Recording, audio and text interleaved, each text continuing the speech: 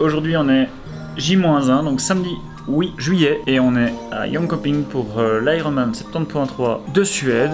Et donc on s'est réveillé ce matin un peu sous la pluie, et donc je vais vous montrer un peu ce que ça donne. Donc il fait un petit peu dégueulasse, mais il a arrêté de pleuvoir, donc Niki est parti se faire une petite dernière balade avant l'Ironman. Moi je vais partir courir pour je pense une petite quinzaine de kilomètres justement sur le circuit. Après on ira faire une petite session au libre. Ici on va en profiter, on va aller nager un petit peu, on va sortir des combis. Il fait un petit peu gris mais ça c'est pas le problème. L'eau doit être à 16-17 degrés, donc on va aller faire tout ça. J'espère vous sortir quelques belles images et pouvoir vous montrer ça. Allez c'est parti.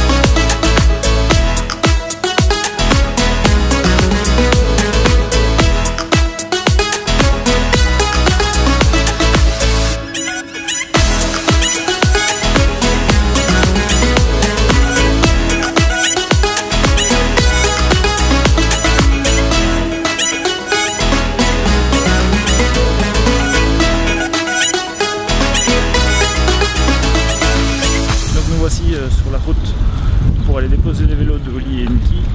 Il a plus blindé, donc on a attendu un petit peu à l'hôtel, et là il fait tout beau.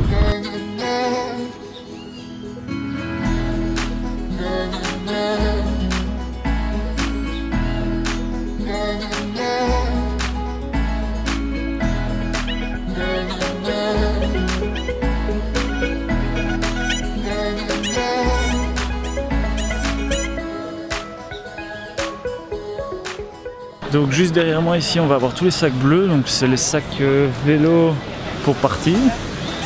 Et juste ici, là, juste là vous avez tous les sacs rouges qui sont les sacs de course à pied dans lesquels on va pouvoir retrouver les chaussures des coureurs. Ah bah voilà, Niki a déjà placé ses sacs, c'est très bien.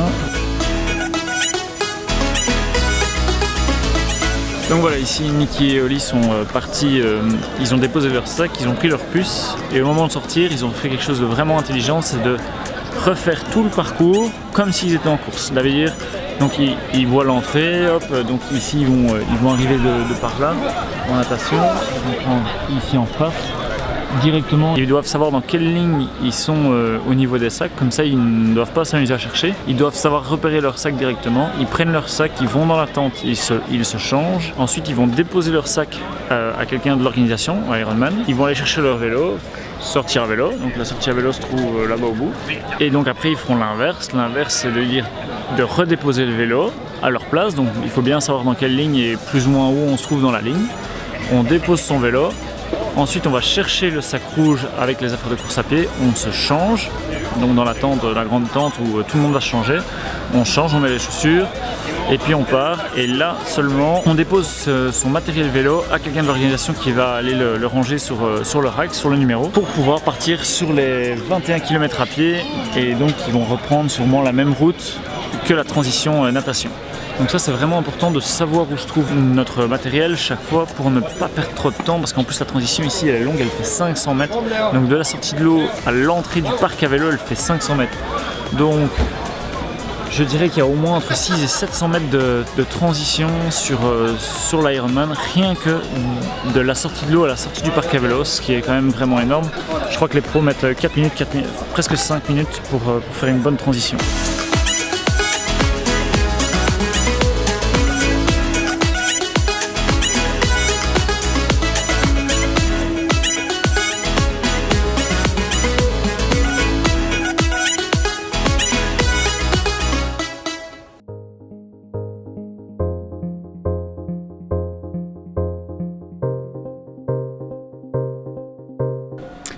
Salut les petits potes, alors aujourd'hui c'est jour de course à Jönköping sur l'Ironman 70.3 de Suède. On vient de se réveiller, il est 5h30 à peu près, il fait 9 degrés, il fait vraiment pas chaud. Là je vais prendre l'auto, je vais la déplacer pour la mettre le plus près possible du parcours natation. Comme ça une fois qu'ils vont partir sur le vélo, nous on prend l'auto et on va directement filer sur le 25e kilomètre pour pouvoir les encourager, leur donner leur position, etc. Donc c'est parti.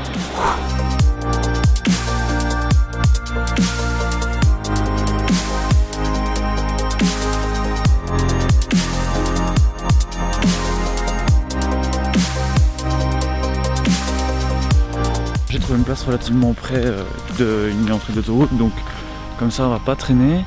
En plus ils vont juste nager ici, ils vont nager là, ils vont sortir un peu plus loin, donc ça sera vraiment au top pour ça sera vraiment au top pour pouvoir prendre la voiture et aller directement sur le parcours vélo. Et voilà, on est parti, grosse journée aujourd'hui. Ils vont faire quelques heures et nous on va courir dans tous les sens. On va leur souhaiter bonne chance, hein. On va essayer de les soutenir un max. Je vais repasser par le point de départ des triathlètes. J'aurais dû prendre des bouteilles d'eau vide pour leur remplir parce qu'ils vont pas s'échauffer dans le petit canal parce que bon, il y aura une demi-heure entre le moment de s'échauffer et le moment du départ, donc pour pas prendre trop froid. Ils vont pas rentrer dans l'eau, mais par contre je vais remplir une bouteille d'eau pour pouvoir ajuster leur combinaison et prendre un peu la température aussi sans devoir avoir trop froid en attendant le départ. Comme vous avez pu le voir, il y a une grande distance de course à pied entre la sortie de la natation et le parc à vélo, c'est des pavés, mais voilà, la magie Ironman fait qu'ils vont avoir un super tapis rouge pour pouvoir débouler sur le parc vélo, donc vraiment ça c'est le top du top, donc voilà. Eh ben on va vivre une belle journée en tout cas les gars, je vous le dis, hein. Moi je suis impatient d'être vers 13h là, parce qu'ils vont prendre le départ vers 9h, 9h15, donc 13h15, 13h30, on va sûrement devoir aller sur la finish line, en tout cas je l'espère. On va vivre une belle journée, au soir il y aura les slots, les awards, donc voilà, on en profite. On profite de ces petits moments, de calme.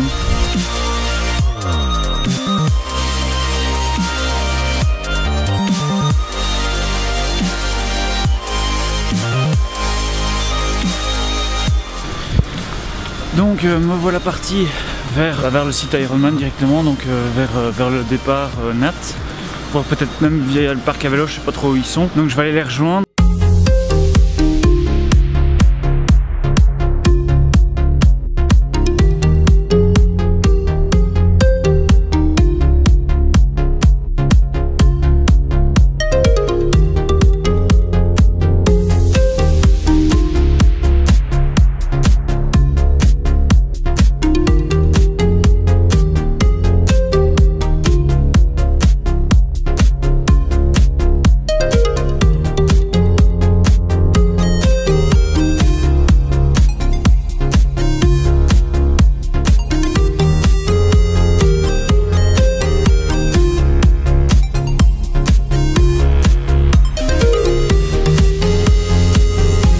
Voici arrivé sur le parcours, on va attendre Niki et Oli et leur donner les places.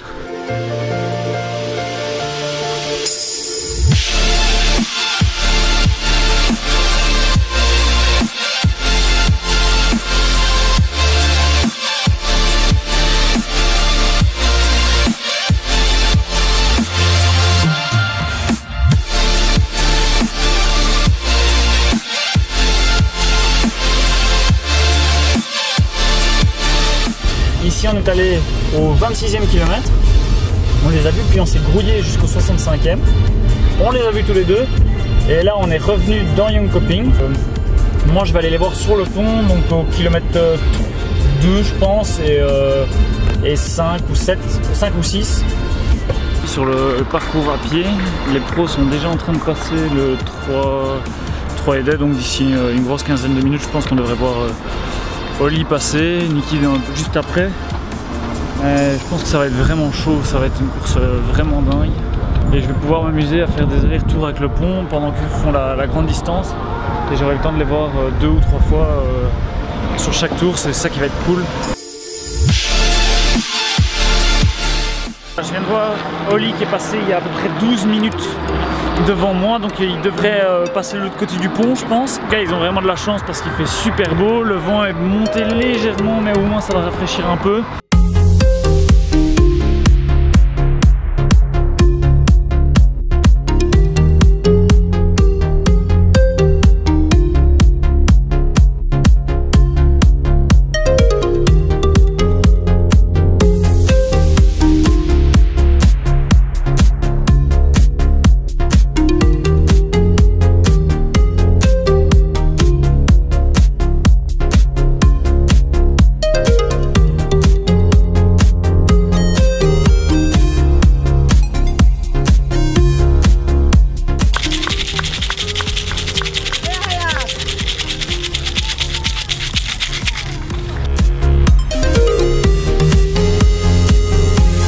Je suis au 18e kilomètre, je viens de voir passer Niki.